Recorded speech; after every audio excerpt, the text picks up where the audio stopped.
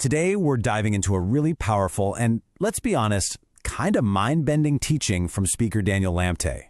It's all about a spiritual command that goes against every single one of our instincts, and it has to do with victory, empathy, and the hidden purpose behind our toughest battles. So let's just get right into it with the central question. Why in the world should you never celebrate when your enemy falls? I mean, it feels natural, right? It feels like justice when someone who's caused you pain finally fails. But what if that feeling of celebration is actually a trap?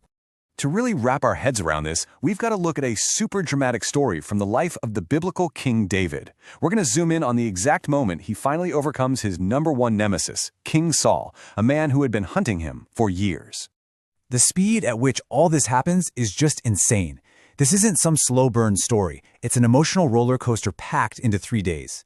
Think about it. David goes from the absolute lowest point in his life to a massive victory, and then boom, he gets the news he's probably been dreaming of for years. And it's so important to understand just how deep this pain was. This wasn't just a bad day. The scripture literally says that he and his men wept until they had zero strength left to weep. This was rock bottom. Everything he'd worked for was just gone. So, at this exact moment, right after he's miraculously gotten everything back, the news arrives. The man who made him a fugitive, who tried to kill him over and over, is gone. The threat is finally over. So what's next? You'd expect a massive party, right? But he doesn't throw a party. He does the complete opposite. He mourns. He tears his clothes. He weeps for Saul, the very guy who made his life a living nightmare. And this just brings us right back to that big question. Why? Why would he do that? And this right here is the absolute core of Daniel Lamptey's teaching. The timing of these events was no accident. It was a divine lesson, perfectly set up to teach David something huge about empathy and what true victory really looks like.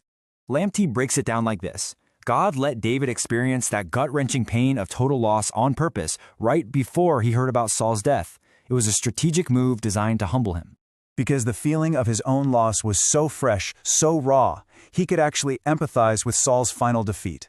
He didn't see an enemy getting what he deserved. He saw another human being who had also just lost it all. Now, here's another layer to this that Lamptey points out. There's a spiritual principle in the book of Proverbs, which basically says that when you celebrate your enemy's misfortune, you can actually interrupt the process of justice. Your own gloating can get in the way. And to prove this isn't just some ancient story that doesn't apply today, Lamptey shares a really vulnerable personal story about a time when he failed this exact test, and the consequences were immediate. Okay, so check this out. It breaks down a real-life mistake with huge consequences. Lamptey is in a meeting for what could be the opportunity of a lifetime. His phone rings, and in one single, unguarded moment of celebration, that incredible opportunity just vanishes. He knew right away that he had disqualified himself. The very people who wanted him as their pastor just saw a man rejoicing over someone's death, and in that instant they knew he wasn't the right leader for them. He had failed the very test that David had passed. So, what's the big takeaway from all this? Well, it leads to a profound and frankly radical reframing of conflict and the people we think of as our enemies. Instead of seeing an enemy as just an obstacle, something you need to get rid of, this teaching proposes a whole new definition. Your enemy is an instrument, a tool being used for a very specific purpose in your own growth.